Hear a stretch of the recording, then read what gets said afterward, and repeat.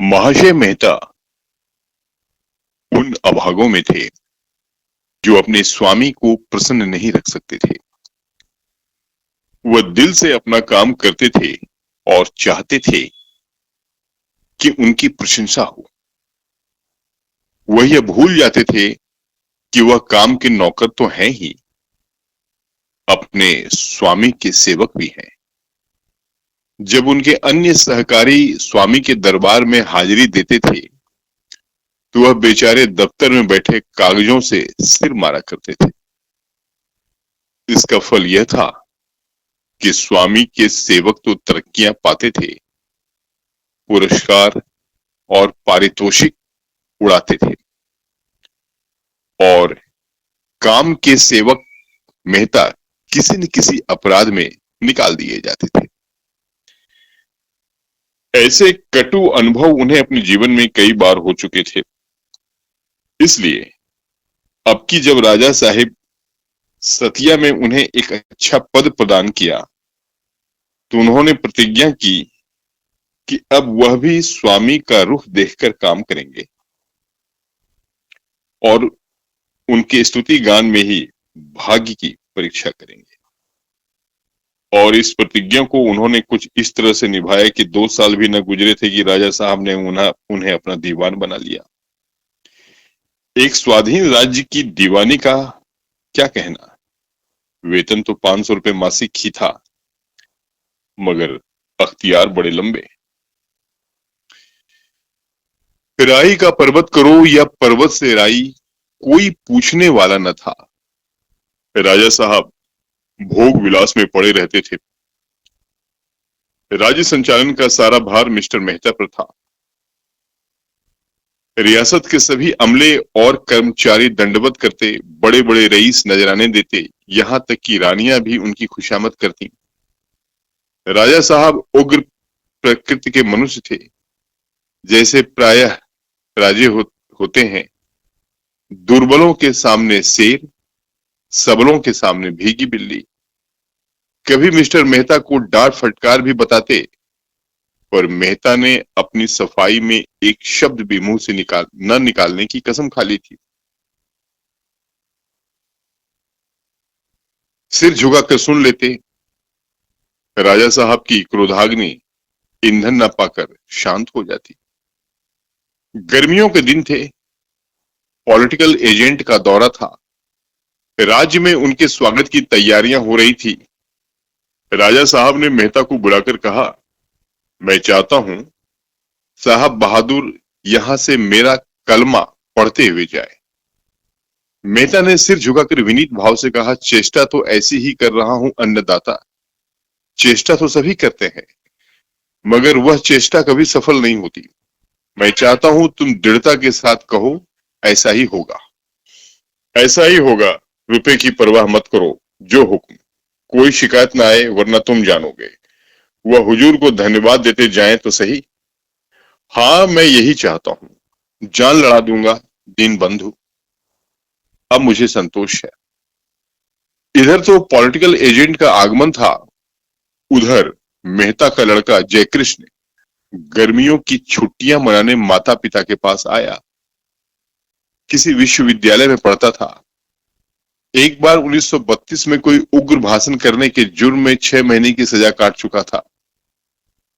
Mister Mehta की नियुक्ति के बाद जब वह पहली बार आया था तो राजा साहब ने उसे खास तौर पर बुलाया था और उससे जी खोलकर बातें की थी।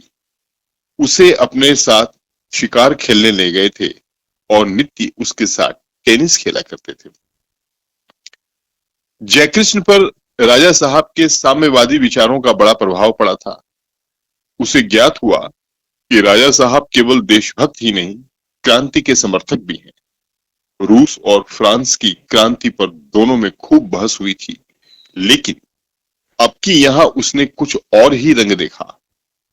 रियासत के हर एक किसान और जमींदार से जबरन चंदा वसूल किया जा रहा था। पुलिस गांव-गांव चंदा उगाहती फिरती थी। रकम दीवान साहब नियत करते थे, वसूल करना पुलिस का काम था। फरियाद की कहीं सुनवाई न थी। चारों ओर त्राहि त्राहि मची हुई थी। हजारों मजदूर सरकारी इमारतों की सफाई, सजावट और सड़कों की मरम्मत में बेगार कर रहे थे। बनियों से झंडों के जोर से बनियों से डंडों के जोर से रसद जमा की जा रही थी। जयकृष्ण को आश्चर्य हो रहा था कि यह क्या हो रहा है। राजा साहब के विचार और व्यवहार में इतना अंतर कैसे हो गया। कहीं ऐसा तो नहीं कि महाराज को इन अत्याचारों की खबर ही ना हो, या उन्होंने जिन तैयारियों का हुक्म दिया हो उसकी तामील में कर्मचारियों ने अपनी कारगुजारी की धुन में यह अनर्थ कर डाला हो। रात भर तो उसने किसी तरह जब्त किया।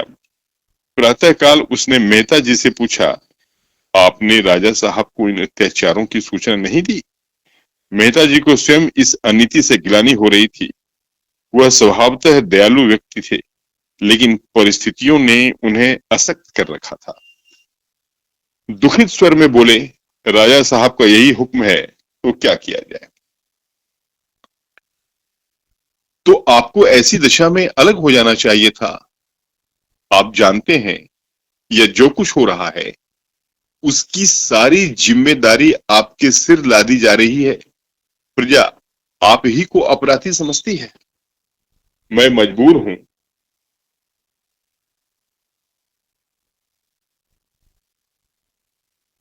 मैंने कर्मचारियों से बार बार संकेत किया कि यथासाध्य किसी पर सख्ती न की जाए, लेकिन हर एक स्थान पर मैं मौजूद तो नहीं रह सकता।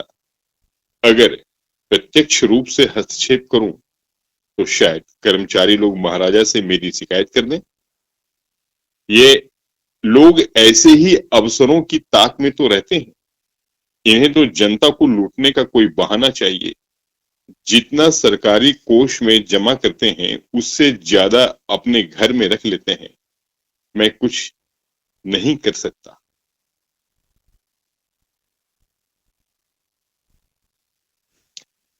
जयकृष्ण ने उत्तेजित होकर कहा, तो आप इस्तीफा क्यों नहीं दे देते? मेहता लज्जित होकर बोले, बेशक मेरे लिए मुनासिब तो यही था, लेकिन जीवन में इतने धक्के खा चुका हूं कि अब और सहने की शक्ति नहीं रही। यह निश्चय है कि नौकरी करके मैं अपने को बेदाग नहीं रख सकता। धर्म और अधर्म, सेवा और परमार्थ के झमेलों में पड़कर मैंने बहुत ठोकरें खाई। मैंने देख लिया कि दुनिया दुनियादारों के लिए है जो अवसर और काल देखकर काम करते हैं। सिद्धांतवादियों के लिए यह अनुकूल स्थान नहीं है। जयकृष्ण ने तिरस्कार भरे स्वर में पूछा, मैं राजा साहब के पास जाऊं? क्या तुम समझते हो राजा साहब से ये बातें छिपी हैं? संभव है प्रजा की दुख कथा सुनकर उन्हें कुछ दया आए। मिस्टर मेहता को इसमें क्या आपत्ति हो सकती थी?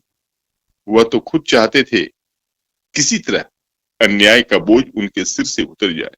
हाँ, यह भय अवश्य था कि कहीं जयकृष्ण की सत्प्रेरणा उनके लिए हानिकर न हो और कहीं उन्हें इस सम्मान और अधिकार से हाथ न धोना पड़े।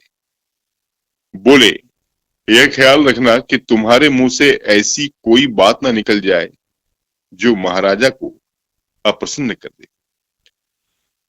जयकृष्ण ने उन्हें आश्वासन दिया कि वह ऐसी कोई बात ना करेगा। क्या वह इतना नादान है? मगर उसे क्या खबर थी कि आज के महाराजा साहब वह नहीं है जो 1 साल पहले थे। यह संभव है पॉलिटिकल एजेंट के चले जाने के बाद वह फिर हो जाए।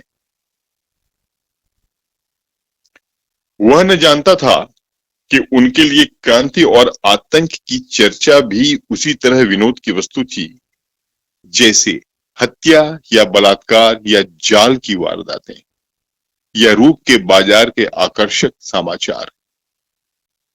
जब उसने ड्योढ़ी पर पहुंचकर अपनी इत्तला कराई तो मालूम हुआ कि महाराज इस समय अस्वस्थ हैं, लेकिन वह लौट ही रहा था कि महाराज ने उसे बुला भेजा। शायद उससे सिनेमा संसार के ताजे समाचार पूछना चाहते थे। उसके सलाम पर मुस्कुराकर बोले, तुम खूब आए भाई, कहो एमएससी का मैच देखा या नहीं? एमसीसी का मैच देखा या नहीं? मैं तो इन बखेड़ों में ऐसा फंसा कि जाने की नौबत नहीं आई।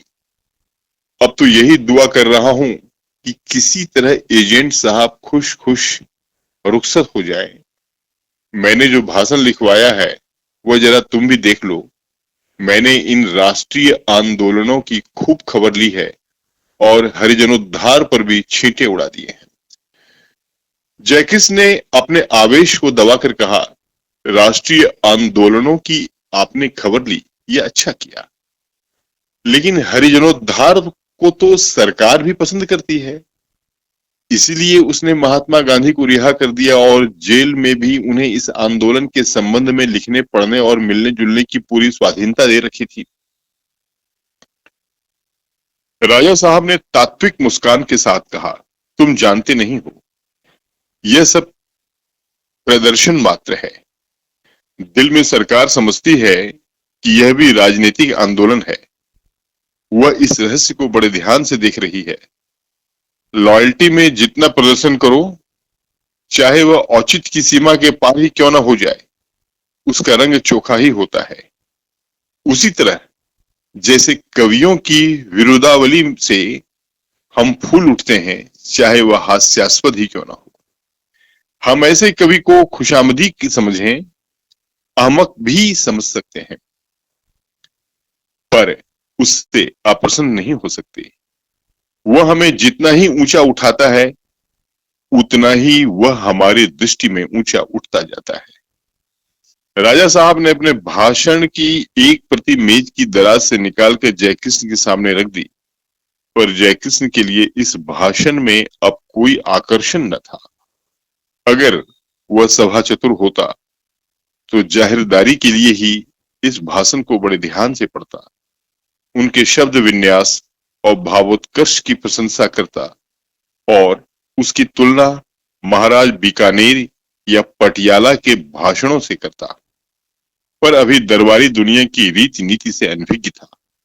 जिस चीज को बुरा समझता था उसे बुरा कहता था और जिस चीज को अच्छा समझता था उसे अच्छा कहता था। बुरे को अच्छा और अच्छे को बुरा कहना अभी उसे न आया था। उसने भाषण पर सरसरी नजरें डालकर उसे मेज पर रख दिया और अपनी स्पष्टवादिता का बिगुल फूंकता हुआ बोला, मैं राजनीति के रहस्यों को भला क्या समझ सकता हूं, लेकिन मेरा ख्याल है कि चाणक्य के ये वंशज इन चालों को खूब समझते हैं और कृत्रिम भावों का उन पर कोई असर नहीं होता, बल्कि इससे आदमी उनकी नजरों में और भी गिर जाता है। अगर एजेंट को मालूम हो जाए कि उसके स्वागत के लिए प्रजा पर कितने जुल्म ढाए जा रहे हैं, तो शायद यहां से प्रसन्न होकर न जाए। फिर मैं तो प्रजा की दृष्टि देखता हूं। एजेंट की प्रसन्नता आपके लिए लाभप्रद हो सकती है, प्रजा को तो उससे हानि ही होगी। राजा साहब अपने किसी काम की आलोचना नहीं सह सकते थे। उनका क्रोध पहले जिरहों के रूप में निकलता, फिर तर्क का आकार धारण कर लेता और अंत में भूकंप के आवेश से उबल पड़ता था, जिससे उनका स्थूल शरीर, कुर्सी, मेज, दीवारें और छत सभी में भीषण कंपन होने लगता था। तिरछी आंखों से देखकर बोले, क्या हानि होगी जरा सुनो।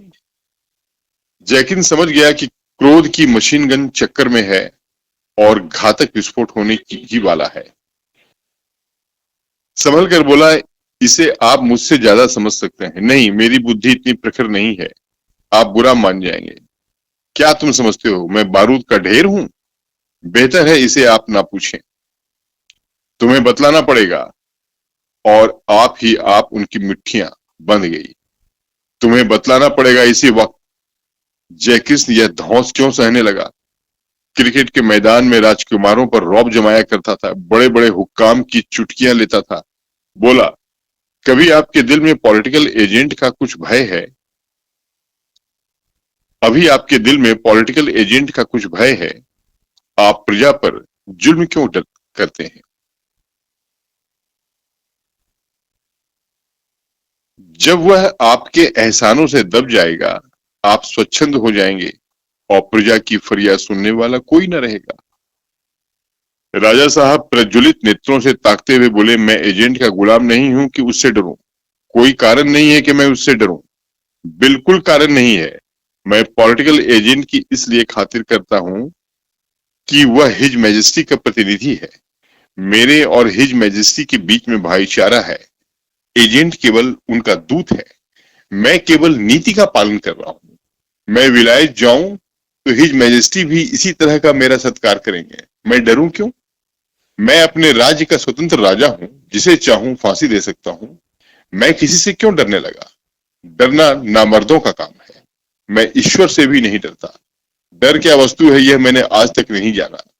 मैं तुम्हारी तरह कॉलेज का मुंहफट छात्र नहीं हूं कि क्रांति और आजादी की हाक लगाता फिरूं। तुम क्या जानो क्रांति क्या चीज है? तुमने केवल उसका नाम सुन लिया है, उसके लाल दृश्य आंखों से नहीं देखे। बंदूक की आवाज सुनकर तुम्हारा दिल कांप उठेगा। क्या तुम चाहते हो मैं एजेंट से कहूं प्रजा तबाह है, आपके आने की जरूरत नहीं? मैं इतना आतिथ्य शून्य नहीं हूं। मैं अंधा नहीं हूं, अहमक नहीं हूं। प्रजा की दशा का मुझे तुमसे कहीं अधिक ज्ञान है। तुमने उसे बाहर से देखा है, मैं उसे नित्य भीतर से देखता हूं। तुम मेरी प्रजा को क्रांति का स्वप्न दिखाकर उसे गुमराह नहीं कर सकते। तुम मेरे राज्य में विद्रोह और असंतोष के बीज नहीं बो सकते। तुम्हें अपने मुंह पर ताला लगाना होगा। तुम मेरे विरुद्ध एक शब्द भी मुंह से नहीं निकाल सकते, चूं भी नहीं कर सकते।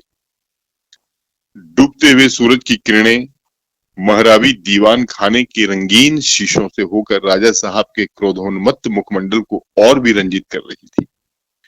उनके बाल नीले हो गए थे, आंखें पीली, चेहरा लाल और देह हरी। मालूम था मालूम होता था प्रेत लोक का कोई पिशाच है। जयकृष्ण की सारी उदंडता हवा हो गई। राजा साहब को इस उन्माद की दशा में उसने कभी न देखा था, लेकिन इसके साथ ही उसका आत्मगौरव इस ललकार का जवाब देने के लिए व्याकुल हो रहा था। जैसे विनय का जवाब विनय है, वैसे ही क्रोध का जवाब क्रोध है। जब वह आतंक और भय, अदब और लिहाज के बंधनों को तोड़कर निकल पड़ता है। उसने भी राजा साहब को आग्नेय नेत्रों से देखकर कहा, मैं अपनी आंखों से यह अत्याचार देखकर मौन नहीं रह सकता। राजा साहब ने आवेश में खड़े होकर मानो उसकी गर्दन पर सवार होते हुए कहा, तुम्हें यहाँ जवान खोलने का कोई हक नहीं है। प्रत्येक विचारशील मनुष्य को अन्याय के विरुद्ध आवाज उठाने का हक है। आप वह हक मुझसे नहीं छीन सकते। मैं सब कुछ कर सकता हूं, आप कुछ नहीं कर सकते। मैं तुम्हें अभी जेल में बंद करवा सकता हूं, आप मेरा बाल भी बांका नहीं कर सकते।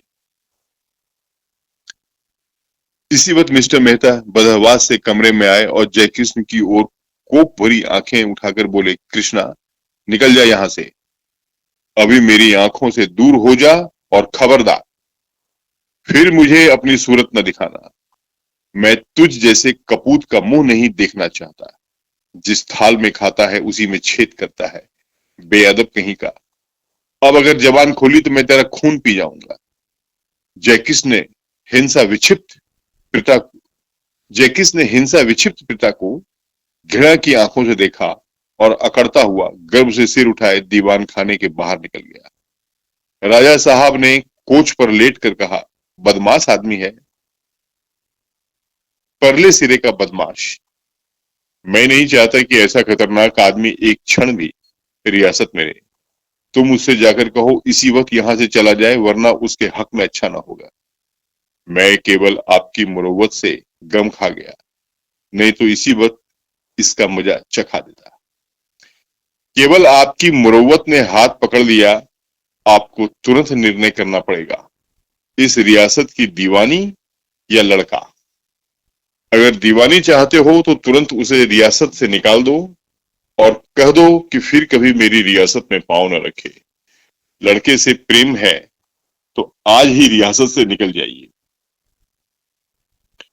आप यहां से कोई चीज नहीं ले जा सकते, एक पाई की भी चीज नहीं। जो कुछ है वह रियासत की है। बोलिए क्या मंजूर है? मिस्टर मेहता ने क्रोध के आवेश में जयकृष्ण को डांट तो बतलाई थी, पर यह न समझे कि मामला इतना तूल खींचेगा। एक क्षण के लिए वह सन्नाटे में आ गए, सिर झुकाकर परिस्थिति पर विचार करने लगे। राजा उन्हें मिट्टी में मिला सकता है, वह यहाँ बिल्कुल बेबस है। कोई उसका साथी नहीं, कोई उसकी फरियाद सुनने वाला नहीं। राजा उन्हें भिखारी बनाकर छोड़ देगा। इस अपमान के साथ निकाले जाने की कल्पना करके वह कांप उठे। रियासत में उनके बैरियों की कमी न थी। सब के सब मूसलों ढोल बजाएंगे। जो आज उनके सामने भीगी बिल्ली बने हुए हैं, कल शेरों की तरह गुर्राएंगे। फिर इस उम्र में अब उन्हें नौकर ही कौन रखेगा? निर्दयी संसार के सामने क्या फिर उन्हें हाथ फैलाना पड़ेगा? नहीं, इससे तो यह कहीं अच्छा है कि वह यहीं पड़े रहें। कंपित स्वर में बोले, मैं आज ही उसे घर से निकाल देता हूं अन्नदाता। आज नहीं, इसी वक्त निकाल दूंगा, हमेशा के लिए, हमेशा के लिए। अच्छी बात है, जाइए और आधे घंटे के अंदर मुझे सूचना दीजिए। मिस्टर मेहता घर चले तो मारे क्रोध के उनके पांव कांप रहे थे। देह में आग सी लगी हुई थी। इस लौंडे के कारण आज उन्हें कितना अपमान सहना पड़ा। गधा चला है यहाँ अपने साम्यवाद का राग आलापने। अब बच्चा को मालूम होगा जवान पर लगाम न रखने का क्या नतीजा होता है। मैं क्यों उसके पीछे गली गली ठोकरें खाऊं? हाँ, मुझे यह पद और सम्मान प्यारा है। क्यों ना प्यारा हो, इसके लिए बरसों एड़ियां रगड़ी है, अपना खून और पसीना एक किया। यह अन्याय बुरा जरूर लगता है, लेकिन बुरी लगने की एक यही तो बात तो नहीं, और हजारों बातें भी तो बुरी लगती हैं। जब किसी बात का उपाय मेरे पास नहीं, तो इस मामले के पीछे क्यों अपनी जिंदगी खराब करूं? उन्होंने घर आते पुकारा, जय कृष्ण। सुनीता ने कहा, जय कृष्ण तो तुमसे पहले ही राजा साहब के पास गया था, तब से यहाँ कब आया? अब तक यहाँ नहीं आया। वह तो मुझसे पहले ही चल चुका था। वह फिर बाहर आए और नौकरों से पूछना शुरू किया। अब भी उनका पता न था। मारे डर के कहीं छिपा रहा होगा और राजा ने आधे घंटे में इत्तला देने का हुक्म दिया। यह लौंडा न जाने क्या करने पर लगा हुआ है। आप तो जाएगा ही, मुझे भी अपने साथ ले डूबेगा। सहसा एक सिपाही ने एक पुर्जा लाकर उनके हाथ में रख दिया। अच्छा, यह तो जयकृष्ण की लिखावट है। क्या कहता है? इस दुर्दशा के बाद मैं इस रियासत में एक क्षण के लिए भी नहीं रह सकता। मैं जाता हूं। आपको अपना पद और मान अपनी आत्मा से ज्यादा प्रिय है। आप खुशी से उसका उपयोग कीजिए। मैं फिर आपको तकलीफ देने न आऊंगा। अम्मा से मेरा प्रणाम कहिएगा। मेहता ने पुर्जा लाकर सुनीता को दिखाया और खिन्न होकर बोले, इसे न जाने कब समझ आएगी, लेकिन बहुत अच्छा हुआ। अब लाला को मालूम होगा दुनिया में किस तरह रहना चाहिए। बिना ठोकरें खाए आदमी की आंखें नहीं खुलती। मैं ऐसे तमाशे बहुत खेल चुका हूं। अब इस खुराफात के पीछे अपना शेष जीवन नहीं बर्बाद करना चाहता। और तुरंत राजा साहब को सूचना देने चले।